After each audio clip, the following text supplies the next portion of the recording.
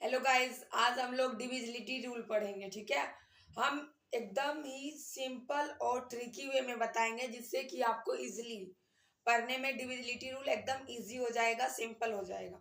Okay, now पहले हम लोग 2 का डिविजिबिलिटी पढ़ेंगे, फिर 4 का, फिर 8 का, फिर 16 का, 32 इस टाइप से पढ़ेंगे कंटिन्यूअस।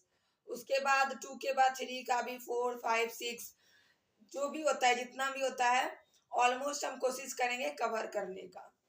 तो देखिए, नाउ लेट स्टार्ट्स। जैसे इस टॉपिक का नाम है डिविजिबिलिटी रूल।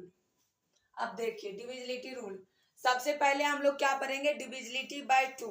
2 का क्या होता है, लास्ट डिजिट जो होना चाहिए वो 0 या 2 से डिविजिबल हो।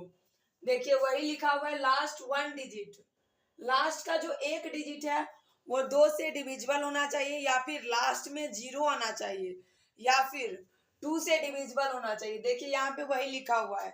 नाउ अब हम लोग डिविजिबिलिटी रूल 4 का पढ़ेंगे।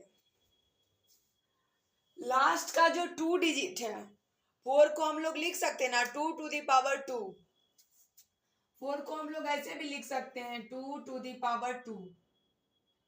तो लास्ट का जो 2 डिजिट है, ये जो ऊपर वाला 2 डिजिट है, वो डिविजिबल होना चाहिए 4 से। बेसिकली अगर 4 से डिविजिबल होगा लास्ट का 2 डिजिट, तो वो नंबर जो है डिविजिबल होगा 4 से। डिविजिबिलिटी रूल को फॉलो कर रहा है। या फिर लास्ट का जो 2 डिजिट है वो 0 होना चाहिए, 00, या फिर 4 से डिविजिबल। वही लिखा हुआ है यहाँ पे भी, डिविजिबिलिटी ऑफ 8। अब 8 का डिविजिबिलिटी, 8 को हम लोग क्या लिख सकते हैं, 2 टू द पावर 3। तो लास्ट का जो 3 डिजिट है वो 8 से डिविजिबल होगा तो भी चलेगा, या फिर लास्ट का 3 डिजिट 3 0 होगा या 8 से डिविजिबल। सिंपल, 8 का डिविजिबिलिटी। नाउ 16 का, लास्ट का 16 को क्या लिख सकते हैं, 2 टू द पावर 4। लास्ट का जो 4 डिजिट है वो डिविजिबल होना चाहिए 16 से। नाउ अब लास्ट का जो, लास्ट में या तो 4 0 होगा या 16 से डिविजिबल, तो भी हम उसको बोल सकते हैं डिविजिबिलिटी ऑफ 16 को फॉलो कर रहा है। डिविजिबिलिटी ऑफ 32,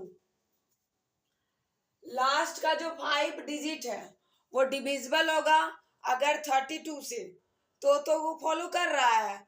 और अगर लास्ट का 5 डिजिट 5 0 या 32 से डिविजिबल है तो भी वो फॉलो कर रहा है। Now thank you for watching my video. Please like share and subscribe my video.